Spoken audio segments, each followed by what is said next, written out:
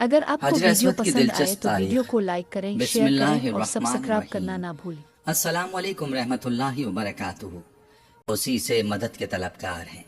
میں گواہی دیتا ہوں کہ اللہ کے سوا کوئی بھی معبود برحق نہیں۔ خانہ کعبہ کے مشرقی گوشے کی دیوار میں تقریباً 4 فٹ کی بلندی پر ایک قدیم اور مقدس ترین آسمانی پتھر نصب ہے۔ جنت کے یاقوتوں میں سے ایک ہے۔ یہی پتھر حجر اسود کہلاتا ہے۔ حجر اسود عربی زبان کے 2 الفاظ کا مجموعہ ہے۔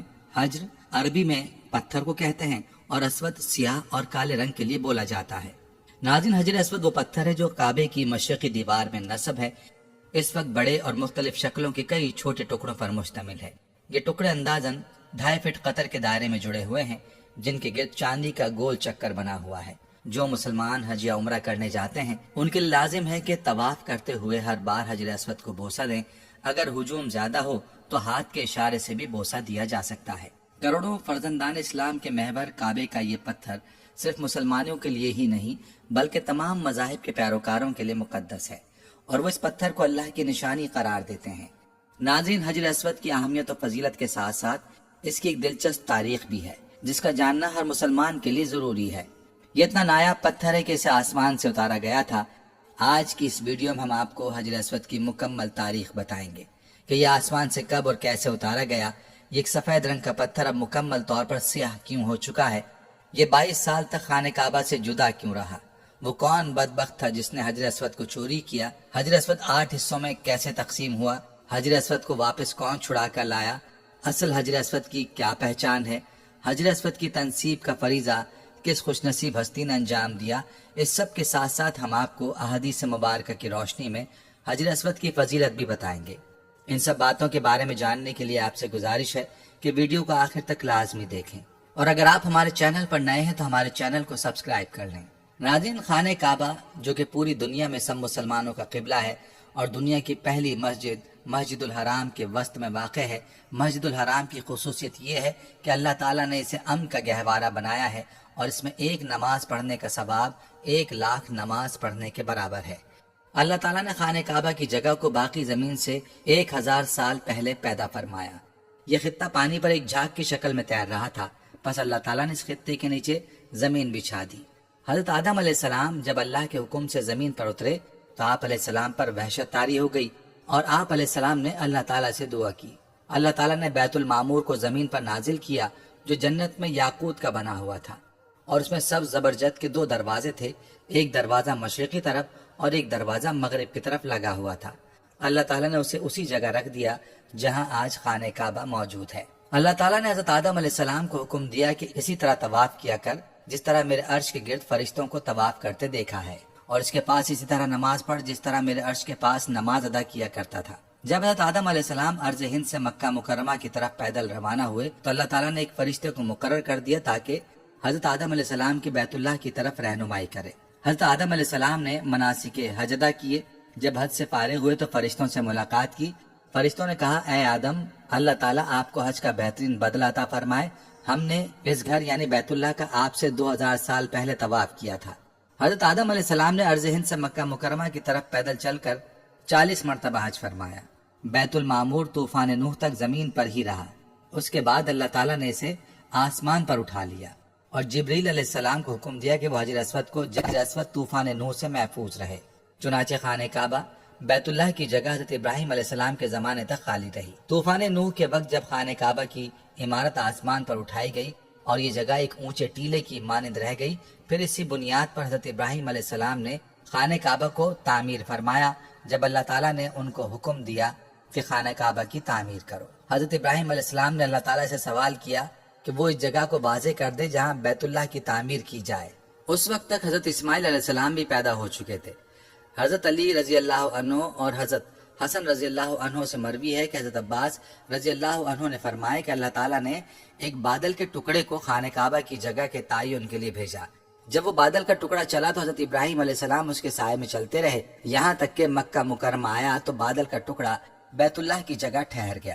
یہاں حضرت ابراہیم علیہ السلام کو آواز دی گئی کہ بادل کے ٹکڑے کے سائے کے نیچے خانہ کعبہ یعنی بیت اللہ کی تعمیر کرو، نہ اس میں کمی کرو اور نہ زیادتی کرو۔ خانہ کعبہ کی جگہ کا تعین اور ظاہر ہونے کے بعد حضرت ابراہیم علیہ السلام نے خانہ کعبہ کی تعمیر شروع کی۔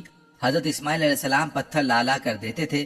خانہ کعبہ کی تعمیر 5 پہاڑوں طور سینا، جبل زیتون، جبل لبنان جو ملک شام میں ہے، جبل جودی جو جزیرے کا پہاڑ ہے، جبل ہرا جو مکہ میں واقع ہے کے پتھروں سے کی گئی، اور باقی پہاڑوں کے پتھروں سے بیت اللہ کی دیواریں بلند کی گئیں۔ جب حضرت ابراہیم علیہ السلام نے حجر اسود کی جگہ تک بیت اللہ کی تعمیر مکمل کر لی تو اپنے بیٹے اسماعیل علیہ السلام سے فرمایا، میرے پاس ایک بہترین اور خوبصورت پتھر لاؤ جو لوگوں کے لیے بطور علامت برقرار رہے۔ حضرت اسماعیل علیہ السلام ایک پتھر لائے۔ حضرت ابراہیم علیہ السلام نے فرمایا، اس سے بھی اچھا پتھر لاؤ۔ چنانچہ اسماعیل علیہ السلام پتھر کی تلاش میں نکلے تو جبل ابو قیس سے آواز آئی، اے اسماعیل، تیرے لیے میں نے ایک امانت رکھی ہے، بس تو اس کو لے لے۔ حضرت اسماعیل علیہ السلام حجر اسود کو لائے اور اسے اس کی جگہ پر رکھ دیا۔ ناظرین، حجر اسود جنت کی یاقوتوں میں سے ایک ہے جسے سیدنا آدم علیہ السلام اپنے ساتھ جنت سے لائے تھے اور تعمیر بیت اللہ کے وقت ایک گوشے میں نصب فرمایا تھا۔ طوفان نوح علیہ السلام میں آدم علیہ السلام کا تعمیر کردہ بیت اللہ آسمانوں پر اٹھائے جاتے وقت اس متبرک پتھر کو شکم جبل ابی قیس میں امانتاً رکھ دیا گیا تھا۔ پھر تعمیر ابراہیمی کے وقت جبریل علیہ السلام نے اللہ تعالیٰ کے حکم سے سیدنا ابراہیم خلیل اللہ کی خدمت عالیہ میں پیش کر دیا تھا۔ اس طرح اسے پھر اسی جگہ کی زینت بنا دیا گیا جہاں پہلے رونق افروز تھا۔ اس کے فضائل اور اوصاف میں حضور نبی اکرم صلی اللہ علیہ وآلہ وسلم کے بہت سے ارشادات حدیث اور تاریخ کتابوں کی زینت بنے ہوئے ہیں، لیکن جنت کا یہ انمول موتی عالی مرتبت مقدس و متبرک یاقوت گردش ایام کی ستم زانیوں سے محفوظ نہ رہ سکا۔ متعدد بار اسے فساق و فجار ظالموں کے ہاتھوں تختہ مشق بننا پڑا، بارہا حوادث کا شکار ہوا اور اس کے نازنین بدن پر کتنی مرتبہ ہی زخم آئے۔ طوفان نوح علیہ السلام میں آدم علیہ السلام کا تعمیر کردہ بیت اللہ آسمانوں پر اٹھائے جاتے وقت اس متبرک پتھر کو شکم جبل ابی قیس میں امانت میں رکھ دیا گیا تھا۔ تاریخ میں کم از کم 6 واقعات ایسے ملتے ہیں جب حجر اسود کو چوری کیا گیا یا اس کو توڑنے کی کوشش کی گئی۔ ہو سکتا ہے کہ اس کے حوادث کی تعداد اس سے بھی زیادہ ہو۔ اسلامی روایات کے مطابق جب حضرت ابراہیم علیہ السلام اور ان کے بیٹے حضرت اسماعیل علیہ السلام خانہ کعبہ کی تعمیر کر رہے تھے تو جبریل علیہ السلام نے یہ پتھر جنت سے لا کر دیا، جسے حضرت ابراہیم علیہ السلام نے اپنے ہاتھوں سے دیوار کعبہ میں نصب کیا۔ حضرت ابراہیم علیہ السلام کے بعد سب سے پہلے قبیلہ بنی جرہم کے متعلق ملتا ہے کہ ان لوگوں نے حجر اسود کے ساتھ چھیڑ چھاڑ کی تھی۔ تاریخ میں جب بنو بکر بن عبد مناہ نے قبیلہ جرہم کو مکہ سے نکلنے پر مجبور کیا تو انہوں نے مکہ سے بے دخل ہوتے ہوئے کعبہ میں رکھے ہوئے 2 سونے کے بنے ہرنوں کے ساتھ حجر اسود کو کعبے کی دیوار سے نکال کر زمزم کے کنویں میں دفن کر دیا اور مجبوراً یمن کی جانب کوچ کر گئے۔ اللہ تعالیٰ کی حکمت دیکھے کہ یہ پتھر زیادہ عرصے زمزم کے کنویں میں نہیں رہا۔ جس وقت بنو جرہم کے لوگ حجر اسود کو زمزم کے کنویں میں چھپا رہے تھے، ایک عورت نے انہیں ایسا کرتے دیکھ لیا تھا۔ اس عورت کی نشاندہی پر حجر اسود کو زمزم کے کنویں سے بازیاب کرا کے نصب کر دیا گیا۔ اس کے بعد سن 696 عیسوی میں جب حضرت عبداللہ بن زبیر رضی اللہ تعالی عنہ خانہ کعبہ میں پناہ گزین ہوئے تو حجاج بن یوسف کی فوج نے کعبے پر منجنیقوں سے پتھر برسائے اور پھر آگ لگا دی، جس سے حجر اسود کے 3 ٹکڑے ہو گئے۔ عباسی خلیفہ الراضی باللہ کے عہد میں ایک کرامتی سردار ابو طاہر حجر اسود کو اٹھا کر لے گیا اور کافی عرصے بعد اسے واپس کیا۔ ابو طاہر نامی شخص کی قیادت میں کرامتین نے 317 ہجری میں مکہ مکرمہ کا محاصرہ کر لیا اور مسجد الحرام جیسے مقدس مقام پر تقریباً 700 انسانوں کو قتل کیا اور زمزم کے کنویں کو اور مسجد الحرام کے احاطے کو انسانی لاشوں اور خون سے بھر دیا۔ اس کے بعد اس نے مکہ مکرمہ کے لوگوں کی قیمتی اشیاء اور کعبہ مشرفہ میں رکھے جواہرات کو غصب کر لیا۔ اس نے کعبے کی غلاف کو چیر پھاڑ کر کے اپنے پیروکاروں میں تقسیم کر دیا۔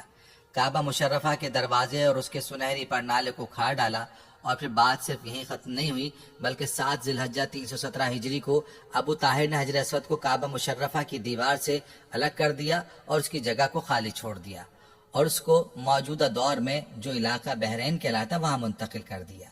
یہ حجر اسود کا ایک نہایت تکلیف دہ دور تھا۔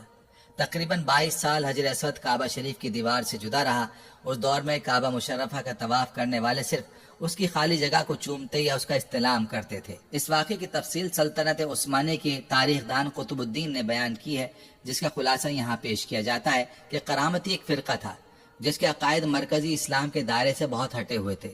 اس فرقے سے تعلق رکھنے والے ایک جنگی سردار ابو طاہر الجنابی نے بحرین کے شہر حجر میں موجود نام قطیف میں ایک عمارت بنوائی اور اس کا نام دار حجرہ رکھا۔ اس کا مقصد یہ تھا کہ لوگ مکہ جا کر خانہ کعبہ کا حج ترک کر دیں اور اس کے بجائے اس کے دارالحجرہ میں آیا کریں۔ اس مقصد کے لیے اس نے 930 میں اپنی فوج کے ساتھ مکہ کا رخ کیا اور حج کے پہلے روز اپنے مسلح سپاہیوں سمیت گھوڑے پر سوار ہو کر حرم میں داخل ہو گیا اور سپاہیوں کو حکم دے کہ طواف کرتے ہوئے حاجیوں کو تلوار سے موت کے گھاٹ اتارتے جائیں۔ اس کی فوج نے حاجیوں کی لاشوں سے آب زمزم کا کنواں پاٹ دیا۔ تاریخ کی کتابوں میں لکھا ہے کہ اس قتل عام میں 30,000 کے قریب حاجی مارے گئے۔ قطب الدین نے اپنی کتاب میں لکھا کہ ابو طاہر اس وقت نشے میں دھت تھا۔ اس نے اسی حالت میں کعبے کا دروازہ اکھاڑ ڈالا اور چیخا، باخدا یہ میں ہوں، خدا پیدا کرتا ہے اور میں مارتا ہوں۔ ابو طاہر نے حاجیوں کا مال اسباب لوٹ لیا، ان کی عورتوں اور بچوں کو اپنے سپاہیوں میں تقسیم کر دیا۔ اب اسے مقام ابراہیم کی تلاش تھی، لیکن کعبے کے متولیوں نے اسی افراتفری کے دوران اسے چھپا دیا تھا، اس لیے وہ اسے نہیں ملا۔ مشہور مفسر اور مورخ ابن کثیر کی مشہور تاریخ کی جلد 11 میں اس کے بعد کے واقعے کا ذکر کرتے ہیں۔ پھر اس نے حجر اسود کو اکھاڑنے کا حکم دیا۔ اس وقت ایک شخص نے آ کر اپنے ہاتھ کی ایک بھاری چیز سے اس پر ضرب لگائی اور کہا، کہاں ہے وہ تیرا ابابیل اور کہاں ہے وہ تیرا حجارہ من سجیل۔ ابو طاہر حجر اسود کو اونٹ پر لدوا کر اپنے شہر کی طرف چل پڑا۔ ابن کثیر لکھتے ہیں جب کرامتی اس حجر اسود کو لے کر اپنے شہر کی طرف روانہ ہوا تو اس وقت امیر مکہ اور اس کے اہل بیت سب اس کے پیچھے پیچھے روانہ ہوئے اور اسے درخواست کی، سفارشیں پہنچائی کہ وہ حجر اسود واپس کر دے تاکہ اپنی جگہ پر اسے رکھ دیا جائے، اور اس کے عوض اپنی ساری جائیدادیں دینے کی پیشکش کی، مگر اس نے ایک نہ سنی اور سب کو ہلاک کر ڈالا۔ طاہر حجر اسود کو اپنے ساتھ بحرین لے گیا اور اسے اپنی تعمیر کردہ عمارت میں رکھوا دیا۔ حجر اسود 22 سال تک اس کے تحویل میں رہا، تاہم ابو طاہر کی یہ امید کہ اب لوگ اس کے شہر آ کر حج کیا کریں گے پوری نہیں ہوئی۔ لوگ اب بھی خانہ کعبہ جاتے رہے، حجر اسود کی خالی جگہ کو چومتے رہے۔ پھر اللہ سبحانہ تعالیٰ کی مشیت دیکھیے کہ 22 سال بعد 10 ذوالحجہ 339 ہجری کو کرامتین قبیلے میں سے ہی ایک آدمی نے حجر اسود کو آزاد کرایا اور واپس حجر اسود کے اصل مقام پر پیوست کروا دیا۔ کہا جاتا ہے کہ جب ابو طاہر چیچک کا شکار ہو کر 38 برس کی عمر میں مر گیا تو اس کا جانشین سنبر ابن الحسن کرامتی 20 مئی 951 کو حجر اسود لے کر مکہ مکرمہ آیا۔ اس موقع پر مکہ کے حکمران جعفر محمد ابن عبدالعزیز بھی موجود تھے، جنہوں نے دیکھا کہ حجر اسود کو چاندی کی تاروں سے باندھا ہوا ہے، کیونکہ اس دوران اس میں 5 دراڑیں پڑ گئی تھیں۔ حسن ابن المرزوق نامی معمار نے یہ پتھر اپنی جگہ پر نصب کیا۔ سنبر نے اس موقع پر کہا، ہم اسے خدا کی طاقت سے لے گئے تھے اور اسی کی مرضی سے واپس کر رہے ہیں۔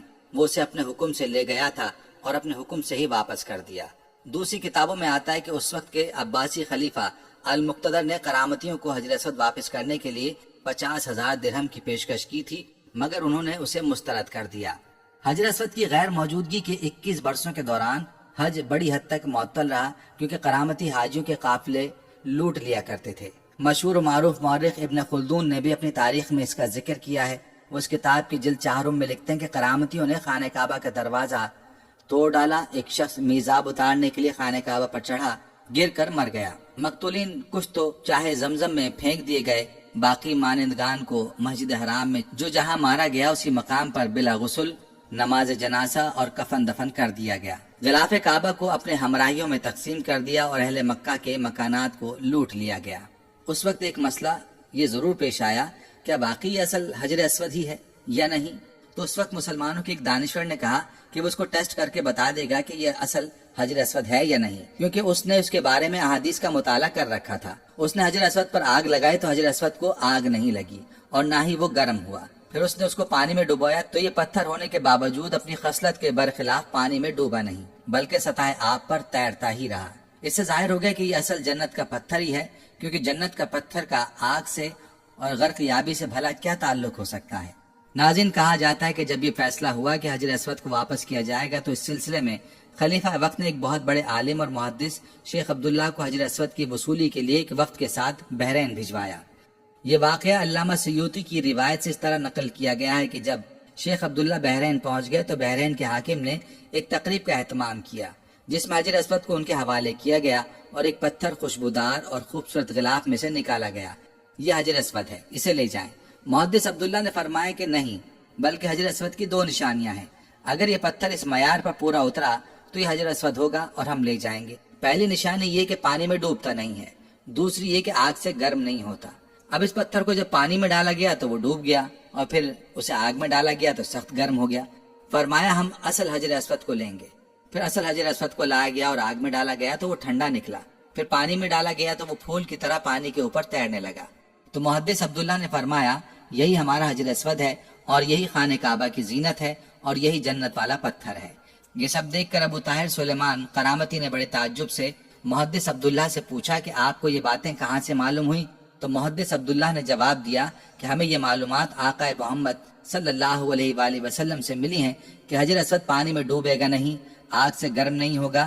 اور اس کے بعد جب قافلہ واپس مکہ کی طرف روانہ ہوا تو حجر اسود کو ایک کمزور اونٹنی پر رکھا گیا جس نے تیز رفتاری سے اسے خانہ کعبہ تک پہنچا دیا۔ حجر اسود کی وجہ سے اس اونٹنی میں زبردست طاقت آ گئی تھی، کیونکہ حجر اسود اپنے مرکز بیت اللہ کی طرف واپس جا رہا تھا۔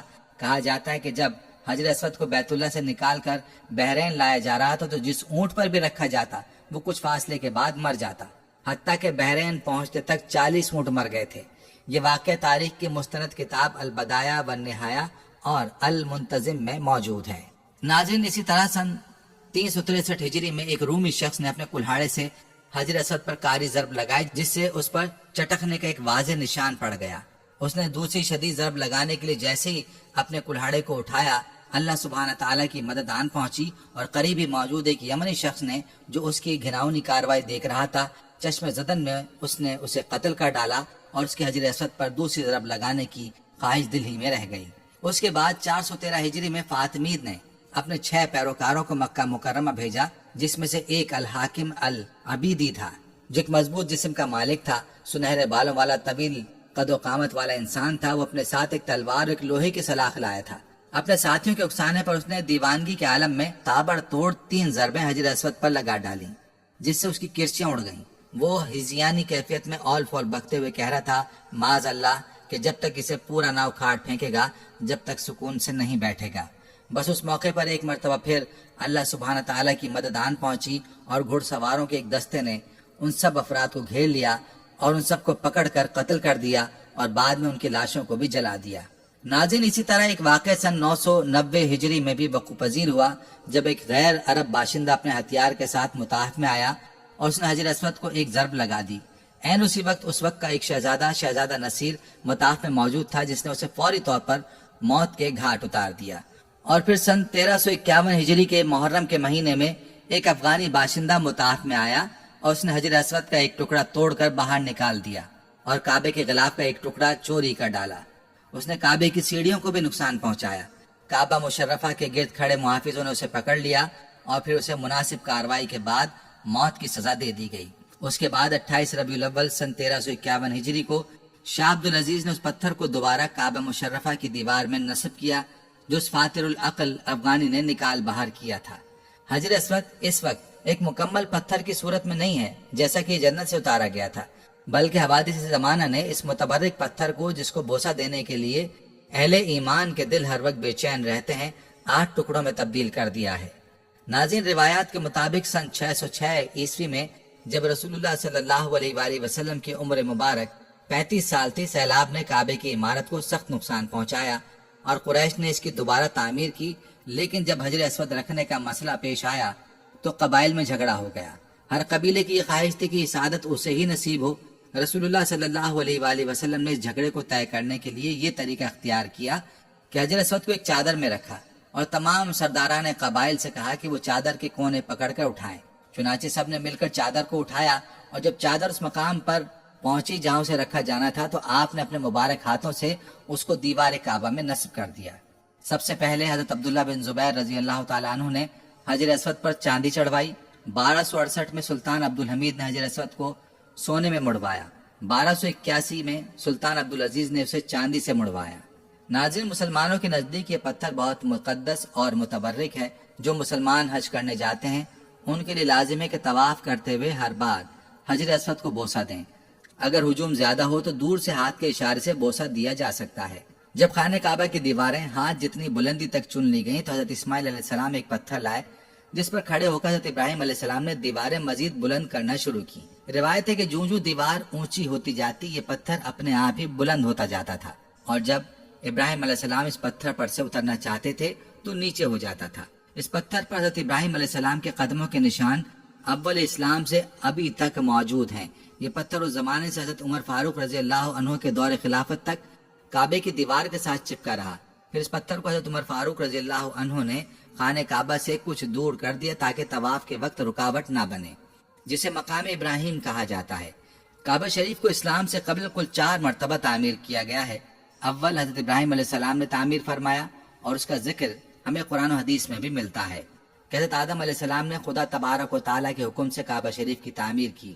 حضرت ابراہیم علیہ السلام نے جب کعبے کو تعمیر کیا تو انہوں نے کعبے کو 9 گز 4.5 میٹر اونچا رکھا۔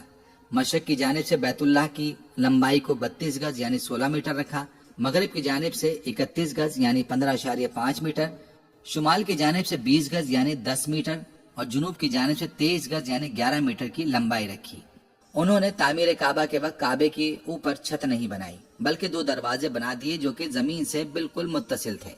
دوسری اور تیسری مرتبہ کعبہ شریف کی تعمیر کی ذمہ داری بنو عمالقہ اور بنو جرہم نے بالترتیب کی اور کعبہ شریف کی تعمیر نو کو تشکیل دیا۔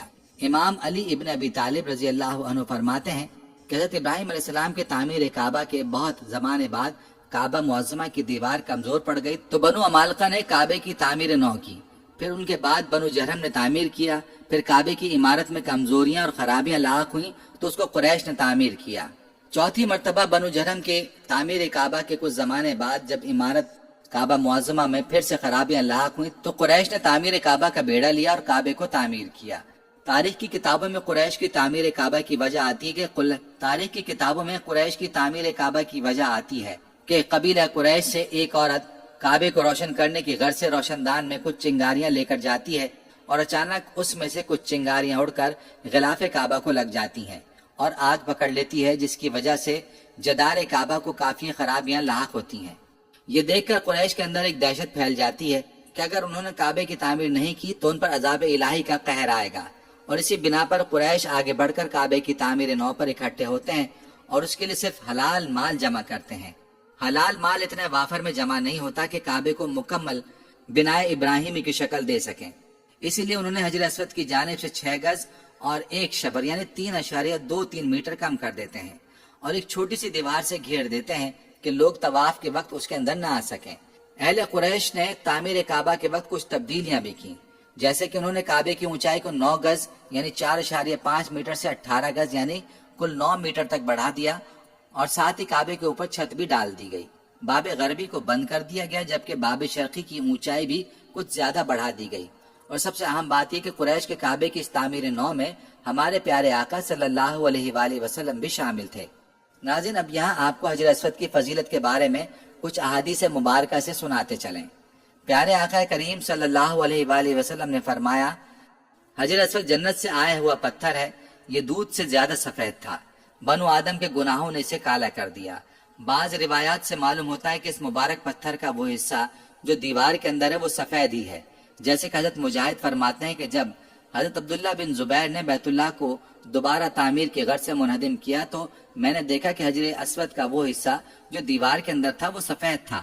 وہ معلوم ہوا کہ گناہوں کے سبب صرف بیرونی حصہ سیاہ ہوا ہے اور اسی وجہ سے اس کو حجر اسود یعنی کالا پتھر کہا جاتا ہے۔ جب بیت اللہ کی تعمیر اس جگہ تک پہنچی جہاں حجر اسود نصب ہونا تھا تو قریش میں اختلاف پیدا ہو گیا۔ قبیلے کی ہر شاخ کے لوگ یہ چاہتے تھے کہ حجر اسود نصب کرنے کا شرف انہیں حاصل ہو۔ یہ اختلاف اتنا بڑھا کہ نوبت قتال تک آن پہنچی، تلواریں میان سے نکل آئی۔ اتنے میں ابو امیہ مخزومی جو قریش کے معمر شخص تھے اٹھے اور کہنے لگے، ہمارے درمیان اس نزاع کا فیصلہ وہ شخص کرے گا جو کل سب سے پہلے بنو شیبہ دروازے سے حرم میں داخل ہوگا۔ اس بات پر سب متفق ہو گئے۔ ادھر فیصلہ خداوندی ہو چکا تھا کہ اس کے ہونے والے نبی محمد صلی اللہ علیہ وآلہ وسلم اس شرف سے بہرور ہوں گے۔ چنانچہ اگلے دن سب سے پہلے داخل ہونے والی ذات عالی سرور دو عالم کی تھی۔ لوگوں نے آپ کو دیکھا تو بیک آواز میں کہا، یہ امین ہے، ہم ان کے فیصلے پر راضی ہیں۔ آپ صلی اللہ علیہ وآلہ وسلم کو صورتحال سے باخبر کیا گیا۔ آپ صلی اللہ علیہ وآلہ وسلم نے ایک چادر طلب کی اور دست مبارک سے حجر اسود کو اٹھا کر اس کے درمیان رکھ کر فرمایا، ہر قبیلے کے سردار چادر کے کونوں کو پکڑ کر اس کو وہاں تک پہنچا دے۔ تب آپ صلی اللہ علیہ وآلہ وسلم نے دست مبارک سے اس پتھر مبارک کو اٹھا کر اس کی جگہ پر نصب فرما دیا۔ آپ کے اس حکیمانہ فیصلے پر سب نے رضامندی اور خوشی کا اظہار کیا۔ کعبے کی دیوار کے جس گوشے میں یہ نصب کیا گیا اسے رکن حجر اسود کہتے ہیں۔ کعبہ شریف کی دیوار میں اس پتھر کے ٹکڑے جڑے ہوئے ہیں۔ شروع میں ایک ہی ٹکڑا تھا، مگر کرامتی اور ان کے بعد کچھ ایسے حادثے پیش آئے جن کا تفصیلی تذکرہ ہم اوپر کر چکے ہیں۔ ان کی وجہ سے اس کا ظاہری حصہ ٹوٹ گیا۔ اب اس کے چھوٹے چھوٹے 8 ٹکڑے ہیں۔ ان کا سائز مختلف ہے۔ بڑا ٹکڑا کھجور کے برابر ہے۔ ان ٹکڑوں کو ایک پتھر کے بڑے بڑے ٹکڑوں میں جوڑا گیا ہے اور پھر اس پر چاندی کا فریم لگا دیا گیا ہے۔ یہی وہ ٹکڑے ہیں جن کو بوسہ دینا مسنون ہے، نہ کہ وہ بڑا پتھر جس میں یہ جڑے گئے ہیں، اور نہ چاندی کا وہ خول جو بڑے پتھر پر چڑھایا ہوا ہے۔ حج اور عمرہ کرنے والوں کے لیے حجر اسود کی بڑی اہمیت اور فضیلت ہے۔ حج و عمرہ کرنے والے میقات سے احرام باندھ لیتے ہیں، پھر لبیک اللہم لبیک کہتے ہوئے کعبہ شریف پہنچتے ہیں۔ طواف شروع کرنے کے لیے حجر اسود کی طرف جانا پڑتا ہے۔ تلبیہ پڑھنا بند کر دیا جاتا ہے اور اوپر کی چادر مرد حضرات کو دائیں بغل کے نیچے سے نکال کر بائیں کاندھے پر ڈالی جاتی ہے۔ اس طرح دائیں کاندھا اور بازو ننگا رہتا ہے اور اسے استباء کہتے ہیں۔ اس صورت میں حجر اسود کے سامنے آنا پڑتا ہے۔ حجر اسود بالمقابل آ جائے اور قدرے دائیں طرف رہے، بوسہ دینا ممکن نہ ہو تو دونوں ہتھیلیوں کو حجر اسود کی طرف کرنا پڑتا ہے اور ہتھیلیوں کو پھر چوما جاتا ہے۔ اس فعل کو استعلام کہتے ہیں۔ طواف کرنے کے لیے دائیں طرف رخ کرنا پڑتا ہے۔ بیت اللہ کے گرد چکر لگانا شروع کیا جاتا ہے اور حجر اسود پر آ کر ایک چکر مکمل ہو جاتا ہے۔ حجر اسود پر ازدحام نہ کیا جائے، نہ کسی کی تکلیف کا نشانہ بنے۔ حکومت نے حجر اسود کے پاس بیت اللہ کی دیوار سے ملحق ایک ایسی جگہ بنا دی ہے جس پر ایک منتظم کھڑے ہو کر بوسہ لینے والوں میں نظم و نسق برقرار رکھنے کی کوشش کرتا ہے۔ ناظرین، عورتوں کو مردوں کی بھیڑ میں گھس کر بوسہ لینے کی کوشش نہیں کرنی چاہیے۔ جبکہ حجر اسود کی طرف اشارہ کر کے ہاتھ کا استعلام کیا جائے تو اس وقت آواز بلند نہ کی جائے۔ حجر اسود والے کونے اور خانہ کعبہ کے دروازے کے درمیان جگہ کو ملتزم کہتے ہیں۔ یہ قبولیت دعا کی جگہ ہے۔ اس مقام پر سنت یہ ہے کہ بیت اللہ کی دیوار سے چمٹ کر دعائیں کی جائیں۔ اس جگہ پر انسان اللہ تعالیٰ سے جس چیز کا سوال کرتا ہے اور جس چیز سے پناہ مانگتا ہے، اللہ تعالیٰ اس کو عطا فرما دیتے ہیں۔ ناظرین، یہاں حجر اسود کے متعلق احادیث مبارکہ بھی آپ کو سناتے چلیں کہ عبداللہ بن عمر رضی اللہ عنہ بیان کرتے ہیں کہ میں نے نبی کریم صلی اللہ علیہ وآلہ وسلم کو یہ فرماتے سنا، بلا شبہ حجر اسود اور مقام ابراہیم جنت کے یاقوتوں میں سے یاقوت ہیں۔ اللہ تعالیٰ نے ان کے نور اور روشنی کو ختم کر دیا ہے۔ اگر اللہ تعالیٰ اس روشنی کو ختم نہ کرتا تو مشرق و مغرب کا درمیانی حصہ روشن ہو جاتا۔ سنن ترمذی حدیث نمبر 804۔ حجر اسود اللہ تعالیٰ نے زمین پر جنت سے اتارا ہے۔ ابن عباس رضی اللہ عنہ بیان کرتے ہیں کہ نبی صلی اللہ علیہ وآلہ وسلم نے فرمایا، حجر اسود جنت سے نازل ہوا ہے۔ سنن ترمذی حدیث نمبر 877۔ سنن نسائی حدیث نمبر 2935 میں امام ترمذی رحمہ اللہ تعالیٰ نے اس حدیث کو صحیح قرار دیا ہے۔ امام ترمذی رحمۃ اللہ علیہ نے اس حدیث کو صحیح قرار دیا ہے۔ حجر اسود دودھ سے بھی زیادہ سفید تھا جسے اولاد آدم کے گناہوں نے سیاہ کر دیا ہے۔ ابن عباس رضی اللہ تعالیٰ عنہما بیان کرتے ہیں کہ رسول اکرم صلی اللہ علیہ وآلہ وسلم نے فرمایا، حجر اسود جنت سے آیا تو دودھ سے بھی زیادہ سفید تھا اور اسے بنو آدم کے گناہوں نے سیاہ کر دیا ہے۔ حجر اسود روز قیامت ہر اس شخص کی گواہی دے گا جس نے اس کا حق کے ساتھ استلام کیا۔ ابن عباس رضی اللہ عنہما بیان کرتے ہیں کہ نبی صلی اللہ علیہ وآلہ وسلم نے حجر اسود کے بارے میں فرمایا، اللہ کی قسم اللہ تعالیٰ اسے قیامت کو لائے گا تو اس کی 2 آنکھیں ہوں گی جن سے یہ دیکھے، اور زبان ہوگی جس سے بولے، اور ہر اس شخص کی گواہی دے گا جس نے اس کا حقیقی استلام کیا۔ سنن ترمذی حدیث نمبر 961، سنن ابن ماجہ حدیث نمبر 2944۔ امام ترمذی نے اس حدیث کو حسن کہا ہے اور حافظ ابن حجر نے فتح الباری میں اس کی تقویت بیان کی ہے۔ حجر اسود کا استلام یا بوسہ یا اس کی طرف اشارہ کرنا یہ ایسا کام ہے جو طواف کے ابتدا میں ہی کیا جاتا ہے، چاہے وہ طواف حج میں ہو یا عمرے میں یا پھر نفلی طواف کیا جا رہا ہو۔ جابر بن عبداللہ رضی اللہ تعالیٰ عنہ بیان کرتے ہیں کہ رسول اکرم صلی اللہ علیہ وآلہ وسلم جب مکہ مکرمہ تشریف لائے تو حجر اسود کا استلام کیا اور پھر اس کے دائیں جانب چل پڑے اور 3 چکروں میں رمل کیا اور باقی 4 میں آرام سے چلے۔ صحیح مسلم حدیث نمبر 1218۔ حجر اسود کا استلام یہ ہے کہ اسے ہاتھ سے چھوا جائے۔ نبی صلی اللہ علیہ وآلہ وسلم نے حجر اسود کا بوسہ لیا اور امت بھی نبی صلی اللہ علیہ وآلہ وسلم کی اتباع میں اسے چومتی ہے۔ اگر اس کا بوسہ نہ لیا جا سکے تو اپنے ہاتھ کسی چیز سے استلام کر کے اسے چوما جا سکتا ہے۔ نافع رحمۃ اللہ علیہ بیان کرتے ہیں کہ ابن عمر رضی اللہ تعالی عنہما نے حجر اسود کا استلام کیا، پھر اپنے ہاتھوں کو چوما اور فرمانے لگے، میں نے جب سے نبی صلی اللہ علیہ وآلہ وسلم کو یہ کرتے دیکھا ہے میں نے اسے نہیں چھوڑا۔ صحیح مسلم حدیث نمبر 1268۔ ابو तुफैल रजी अल्लाह ताला अन्हु बयान करते हैं कि मैंने रसूल अकरम सल्लल्लाहु अलैहि वसल्लम को देखा कि आप बैतुल्लाह का तवाफ कर रहे थे और हजर अस्वद का छड़ी के साथ इस्तेलाम करके छड़ी को चूमते थे। सही मुस्लिम हदीस नंबर 1275। नाज़रीन, अगर इस्तेलाम से भी आजिज हो तो इशारा करे और अल्लाह अकबर कहे। इब्न अब्बास रजी अल्लाह ताला अन्हुमा बयान करते हैं कि रसूल अकरम सल्लल्लाहु अलैहि वसल्लम ने अपने ऊंट पर तवाफ किया तो जब भी हजर अस्वद के पास आते तो इशारा करते और अल्लाह अकबर कहते। सही बुखारी हदीस नंबर 4987। नाज़रीन, हजर अस्वद को छूना गुनाहों का कफ़ारा है।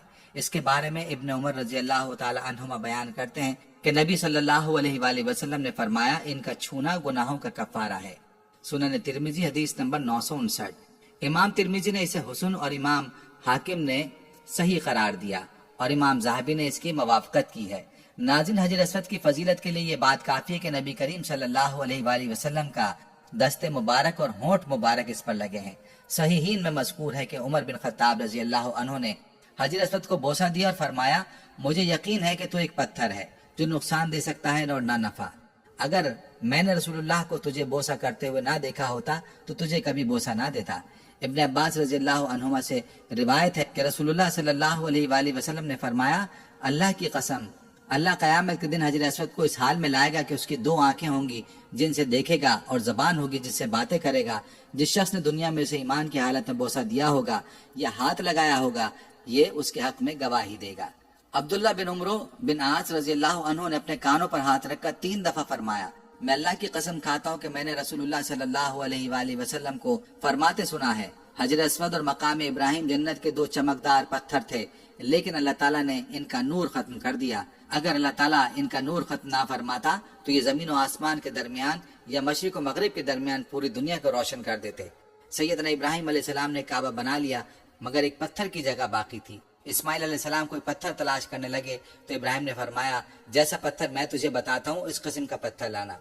इस्माइल अलैहिस्सलाम पत्थर तलाश करने चले गए। जब लेकर आए तो देखा कि इब्राहिम ने उस जगह एक पत्थर नस्ब कर दिया है। पूछा, अब्बा जान ये पत्थर कौन लाया है? फरमाया, ये पत्थर वो लाया जो तेरी तामीर का मोहताज नहीं, इसे जिब्रील आसमान से लेकर आए हैं। सैयदना अब्दुल्ला बिन उमर रजी अल्लाह अन्हु ने हजर अस्वद को छुआ, फिर अपने हाथ को बोसा दिया और फरमाया, जब से मैंने रसूलुल्लाह सल्लल्लाहु अलैहि वसल्लम को इसे बोसा देते हुए देखा है उस वक्त से मैंने इसे बोसा देना नहीं छोड़ा। दुआ है कि रब्बुल आलमीन हमें हजर अस्वद को बोसा देने या इस्तेलाम करने का कई बार मौका अता फरमाए। आमीन आमीन। नाज़रीन, ये थी हमारी आज की वीडियो। हम उम्मीद करते हैं कि आपको हमारी आज की ये वीडियो ज़रूर पसंद आई होगी। अगर आपको हमारी आज की ये वीडियो पसंद आई है तो आपसे गुजारिश करते हैं कि आप हमारे चैनल को ज़रूर सब्सक्राइब कर लें और साथ ही लगे बेल के बटन को भी प्रेस कर लें ताकि आपके पास हमारी आने वाली मजीद मालूमाती वीडियोस का नोटिफिकेशन बर वक्त मिलता रहे। सब्सक्राइब के साथ साथ हमारी वीडियोस को लाइक भी करें और अपनी कीमती राय का इजहार कमेंट्स में ज़रूर करें। कमेंट्स में आप अपने सवालात भी हम तक पहुँचा सकते हैं। अल्लाह ताला आपको अपने हिफ्ज़ अमान में रखे।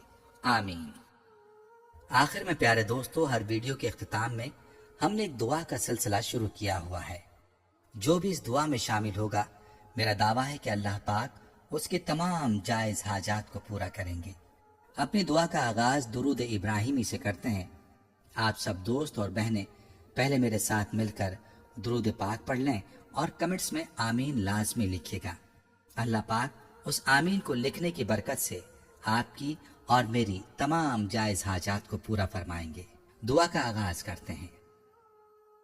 बिस्मिल्लाहिर्रहमानिर्रहीम।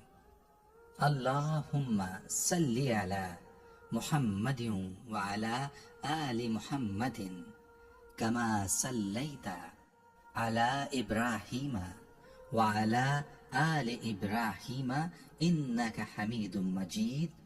अल्लाहुम्मा बारिक अला मुहम्मदिन व अला आलि मुहम्मदिन कमा बारकता अला इब्राहीम व अला आलि इब्राहीम इन्नका हमीदुम मजीद। तमाम हम्द व सना रब्बे जुल जलाल के लिए हैं, जिसकी रहमत से ना उम्मीदी नहीं, जिसकी नेमतों से दामन खाली नहीं, जिसकी मग़फ़िरत से मायूसी नहीं और जिसकी रहमतों का फैज़ान कभी नहीं रुकता। ऐ अल्लाह पाक, ऐ अल्लाह तू पाक है, तेरा शुक्र अदा करते हैं इस इकरार के साथ कि तेरे सिवा कोई माबूद नहीं। تو سب سے بڑا ہے، تیرا کوئی شریک نہیں اور نہ ہی کوئی ہمسر ہے۔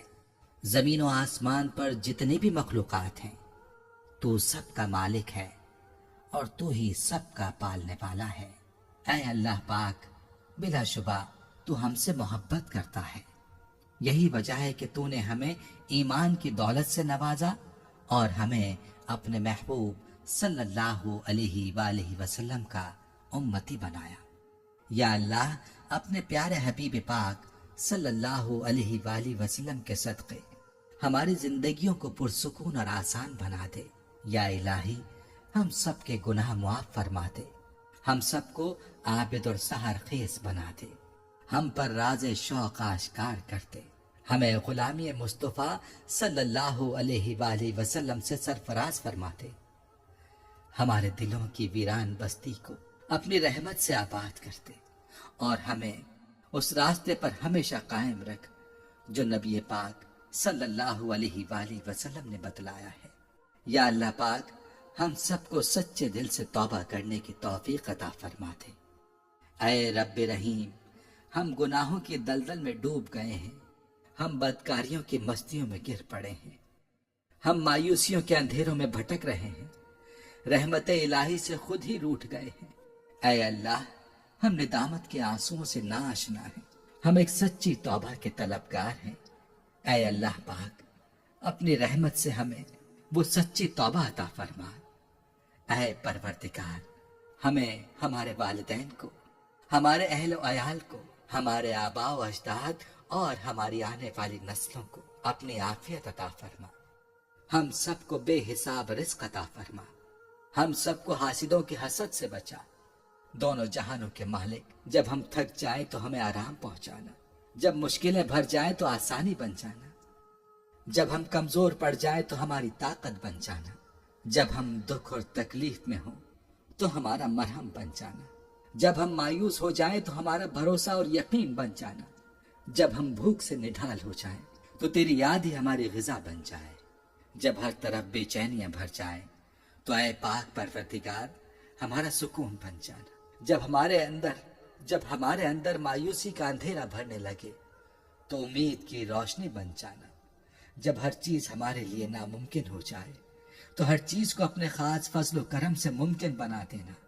اے ارض و سما کے مالک، تو غفور ہے، تو رحیم ہے، ہم سب کی توبہ قبول کرنا، ہمارے صغیرہ کبیرہ گناہوں کو دھو دے، ہمارے دلوں کو ہدایت عطا فرما، ہماری زبان کو درستگی اور نرمی عطا فرما، ہم سب کو گناہوں سے بچا اور نیک اعمال کرنے کی توفیق عطا فرما۔ اے اللہ، جس طرح تو بارش برسا کر سوکھی زمین کی پیاس بجھاتا ہے، اسی طرح اپنی رحمت سے ہمارے دلوں کو بھی سیراب کر دے۔ بے شک تو بڑا مہربان اور نہایت رحم کرنے والا ہے۔ اے پروردگار، ہم سب کو ہر اس نعمت سے سرفراز فرما جس میں ہمارے لیے خیر و برکت ہو، عزت و وقار ہو، راحت و سکون ہو، صحت و تندرستی ہو، ترقی ہو، خوشحالی ہو اور دنیا اور آخرت کی بھلائی ہو۔ اے ہمارے اللہ، ہماری زندگیوں کو محبت کا عنوان بنا دے کہ ہم سب سے زیادہ تجھ سے محبت کریں، تجھ کو فوقیت دیں، تیری عبادت کریں، تیرا حکم مانیں، تیرے بتائے ہوئے راستے پر چلتے رہیں یہاں تک کہ ہماری زندگی تمام ہو جائے اور تو ہمیں اپنے نور سے ڈھانپ لے، وہ نور جو ہمارے سینے کو منور کر دے، وہ نور جو قبر کو روشن کر دے، وہ نور جو پل صراط پر روشنی بن جائے۔ اے ہمارے رب، ہم کو بھی ان خوش نصیبوں میں شامل فرما جن کی توبہ تو قبول کرتا ہے، جن کے گناہوں کو تو اپنے فضل و کرم اور رحمت سے نیکیوں میں تبدیل کرتا ہے۔ یا اللہ، ہمارے پاس کوئی عمل نہیں ہے، ہمیں صرف تیری رحمت کا آسرا ہے۔ اے پروردگار، ہمیں اپنی رحمت میں ڈھانپ لے۔ اے بلندیوں کے بادشاہ، اے رب کائنات، ہمارے دل اور ہمارے قدم اپنی رضا کی طرف پھیر دے۔